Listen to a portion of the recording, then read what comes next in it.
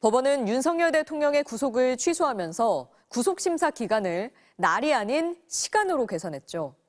그런데 구속 취소 결정을 한 지기현 부장판사가 공동 집필한 형사소송법 주석서에는 구속심사 기간을 날로 계산한다는 내용이 담긴 걸로 파악됐습니다.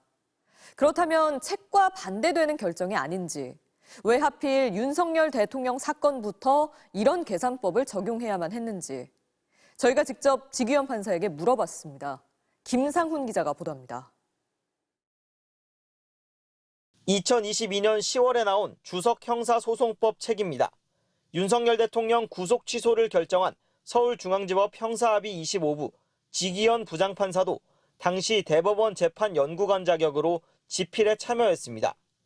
머릿말에는 최고권위 주석서이자 실무 지침서라는 자평이 나옵니다.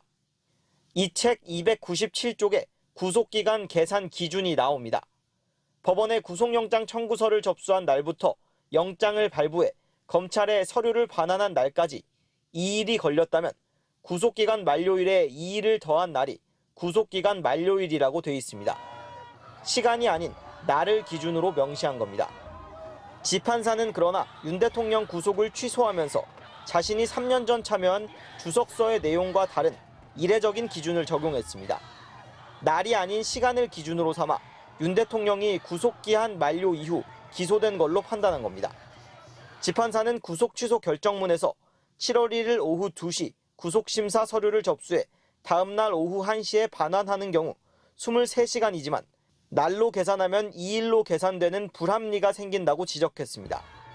1954년 형사소송법 제정 이후 70년 넘게 해오던 계산 방식을 뒤집은 거라 검찰과 법원 내부에서도 논란이 큽니다.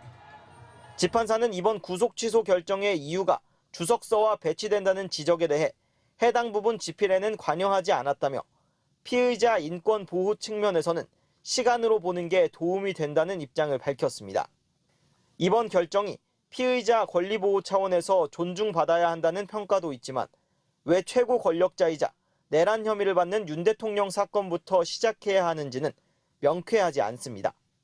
지판사는 그동안 구속기간 기준은 쟁점이 안 됐지만 윤 대통령 변호인단이 문제를 제기해 판단할 수밖에 없었다고 답했습니다. 다만 재판부 판단이 절대 옳은 게 아니라 공적 비판과 논의에 열려 있다고도 했습니다. MBC 뉴스 김상훈입니다.